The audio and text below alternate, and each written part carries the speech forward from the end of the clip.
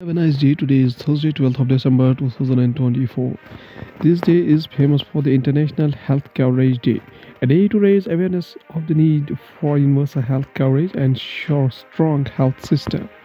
From the history point of view, on 12th of December 1884, the first cricket test match was played between Australia and England.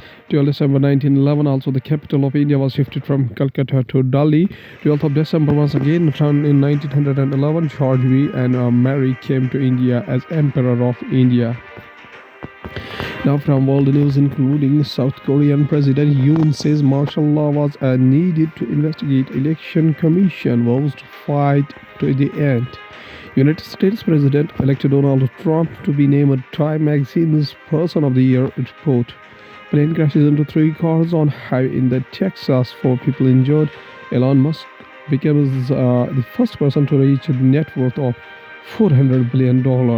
Iran's Khamenei says Assad's offshore planned by United States and Israel blames neighbor. Iran imposes strict hijab laws, approves death penalty for offenders.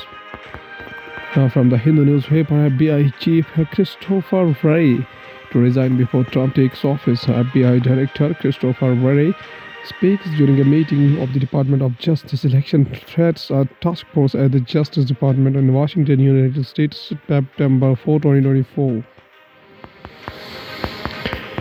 The FBI raided Trump's Mar-a-Lago home in August 2022 to recover top secret documents taken without authorization from White House. FBI Director Christopher Wray announced on Wednesday, December 11, 2024, that he will resign in January before the president-elect Donald Trump takes office. After weeks of a careful thought, I have decided the right thing for the Bureau is for me to serve until the end of the current administration in the January month and then step down, Wray told the Bureau employees in remarks released by the FBI. European Union envoys meet Rahul bilateral ties discussed. Leader of opposition in the Lok Sabha Rahul Gandhi with the ambassador of the delegation of the European Union to India, Harvey Delphine, during a meeting in the New Delhi. They had a lively, detailed discussion covering a broad range of topics relevant to the relations and future of our democracies in a world marked by challenges, geopolitical tensions, and crises, says Congress. Ambassador of the European Union to India, Harvey Delphine, and leader of the opposition in the Lok Sabha, Rahul Gandhi, on Wednesday, December 11, 2024, discussed topics relevant to their relations and future of their democracies in the world marked by the challenge, geopolitical tensions, and crisis. Mr. Delphine met Mr. Gandhi at his Janpat residence here. United Nations team visits Jammu slums housing Rohingyas amid fresh crackdown by the police. Jammu and Kashmir police personnel conducted a search at a Rohingya settlement in Jammu Tuesday, November 26, 2024. The United Nations team's visit assumed significance as it came in the wake of the fresh crackdown on illegal immigrants in Jammu since November. Amid renewed crackdown on Rohingyas and Bangladeshis by the police in Jammu and Kashmir, a two-member team of the United Nations High Commissioner for Refugees (UNHCR) on Wednesday took stock of situation in the Jammu. The United Nations team comprising Senior Protection Officer Tomoko Fukumura and Protection Associate Ragini Trakuru Zutushi visited the Rohingya Muslim community in the Kiryani Talab area of the Narwal. Slum housing shanties of the community, according to the Rohingyas living illegally in Jammu. Several members of the community were rounded up by the police in the past 1 month. The United Nations team's visit assumed significance as it came in the wake of the fresh crackdown on illegal immigrants in Jammu since November month. The trial also attracted a spotlight after the authorities started cutting off water and electricity supplies to Rohingyas and Bangladesh settlers following an order passed by a magistrate on the direction of the police. From Hindustan Times newspaper states that Devendra Fadnavis, Ajit Pawar in Delhi to finalize portfolios. Sulking Eknath Shinde stays back. Maharashtra Chief Minister Devendra Fadnavis and Deputy Chief Minister Vidhan Sabha So after reaching a consensus on the sharing of the ministerial berths and the top three portfolios, Maharashtra's three ruling parties have sought the intervention of the central BJP leaders on the certain contentious issues that remain. There is still a dispute over certain departments to resolve, which Chief Minister Devendra Fadnavis proceeded to Delhi on Wednesday for a two-day visit. Fadnavis was accompanied by the Deputy Chief Minister Ajit Pawar, but an aggrieved Eknath Shinde chose not to go. PM 2.5 exposure leads to 1.5 million deaths in India every year. The unit microgram per meter cube denotes microorganisms of the pollutant per cubic meter of the year.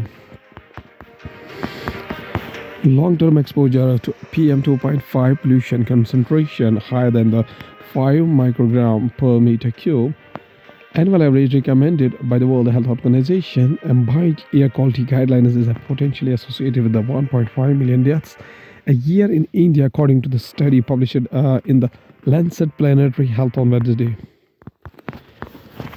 Now, going towards the economy of the country from the business point of view, over 44% national highway projects are delayed. Nitin Gadkari in the parliament, the data shows that out of 32 states and the union territories, the maximum number of 59 projects, over 58% have been delayed in Maharashtra. Over 44% of the major infrastructure projects, including national highways costing more than rupees 150 crore each, have been delayed because of various reasons, said Union Minister of Road and Transport and Highway Nitin Gadkari in Rajya Sabha on Wednesday. While Gadkari did not provide information on if the delay has been resulted in the increase in the project cost, he said that cost overrun is not incurred in all delayed projects. EPFO cracks the whip on corruption, compulsorily retires 12 officers. Commerce aimed at high claim rejection rates, more aimed at improving service delivery. EPFO has introduced auto-claim settlement, that is automatic processing of claim without any human intervention for advanced claim up to Rs 1 lakh for education, marriage and housing to eliminate corruption. Officials said around 25 to 30% of the claims are being processed without human intervention. Concerning government, private sector profit at a 15-year high, but salary is stagnant. Chief Economic Advisor V. Anantha Nageshwaram referred to the FICCI's report in at least a couple of his addresses in corporate gatherings and has suggested India needs to look within the probably do something about it. Some experts pointed out that a solution lies in the raising labor productivity, which in turn would help the growth. Now going to the science and tech, we had the government reveals more info about One Nation, One Subscription. Explain. Why did One Nation, One Subscription plan invoke criticism after it was unveiled last month? The story so far on November 25, the Indian government announced the launch of the One Nation, One Subscription (ONOS) plan to improve the access to expensive research journals to the country's public education and research institution.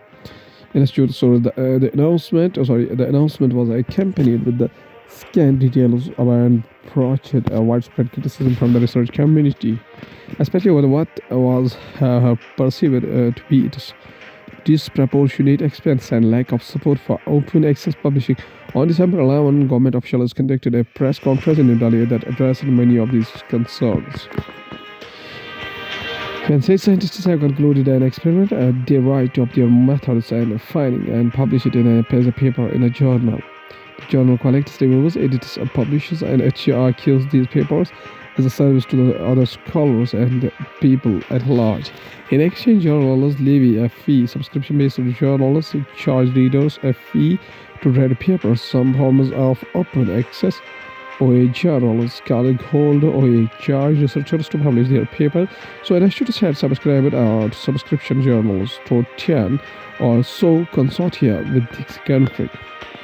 ONOS will replace these consortia as a single window through which all the government-funded institutions in the country will be able to access more than 13,000 published by 30 major international publishers. Climate footprint of space exploration is passing below the radar. SpaceX Falcon 9 rocket lifts off from the Canaveral Space Force Station, Florida, October 2023. The rocket carried 23 Starlink satellites. Space activities currently fall outside international sustainability instruments like the Paris Agreement. As the world becomes more reliant on the space technologies for vital functions like climate monitoring, the environmental consequences of the space activities also became increasingly urgent and need more attention. The rapid growth of the number of satellites in orbit has led to the concerns about interference with the climate monitoring system and the accumulation of the orbital debris. With no specific international regulation addressing these challenges, it is crucial the world's governments act quickly to ensure space exploration does not drift to the unsustainability. Uttarakhand couple donate the body of a newborn baby for medical education. Doon Medical College in Dehradun. Body donated to Doon Medical College Anatomy Department are making her immortal. She will serve a greater cause for mankind, says a grieving mother, likely the youngest such donation in India. Ramhara and Nancy, the joy of the becoming parents, again on December 8 was short-lived as their baby Akil died of a heart ailment just 60 hours after she was born. In the midst of their grief, however, the Uttarakhand couple decided to donate their infant daughter's body for the purpose of the medical education and research. Mr. Mara, a machine operator who dropped out of the school after class 8, said that he was encouraged towards the body donation by his family doctor, who is associated with the Dadichi Tehdan Samiti, an NGO which encourages body and organ donation. This case is likely to be the youngest body donation in the country, according to the Krishna Kumar Arora, treasurer of the NGO, who said that a 1-week-old baby or boy had been previously donated at AIMS Delhi. At last, this famous personality of India, Sir Syed Ahmad Khan, was a prominent Indian Muslim reformer, philosopher, and educationist in the 19th century. He was born in Delhi in 1817 and played a crucial role in the revival of the India Islam. Founder of the Aligarh Muslim University, Sir Syed Ahmad Khan was founded the Mohammedan Anglo-Oriental College in Aligarh, Uttar Pradesh, in 1875, which later became the Aligarh Muslim University. This institution aimed to provide modern education to Indian Muslims, emphasizing science, technology, and English language skills. The promoter of the Western education, Sir Syed Ahmad Khan, believed that a modern education was essential for the progress of the Indian Muslims. He encouraged them to adopt Western knowledge and skills while preserving their Islamic identity. He was an author and a scholar. He was a great author. He wrote essays extensively on a variety of topics, including religion, history, and social reforms. His works such as The Cause of the Indian Revolt and Essays of the Life of Muhammad were influential in shaping the Muslim thought in India. Advocate of Hindu-Muslim unity. Initially, Sir Syed advocated for Hindu-Muslim unity, believing that both communities could coexist peacefully and work together for the progress of India. Pioneer of the Muslim nationalism. Later in his life, he became a proponent of Muslim nationalism, arguing that Muslims needed a separate identity and a political representation protecting their interests. This viewpoint contributed to the eventual formation of Pakistan. Sir Syed Ahmad Khan's legacy is complex and multifaceted.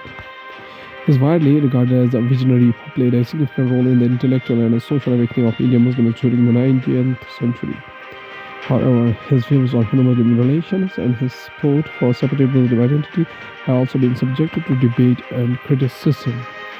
Sir Syed Ahmad Khan says a very famous quotation. He says that the basis of all progress is that you should bring all treasures of knowledge under your control.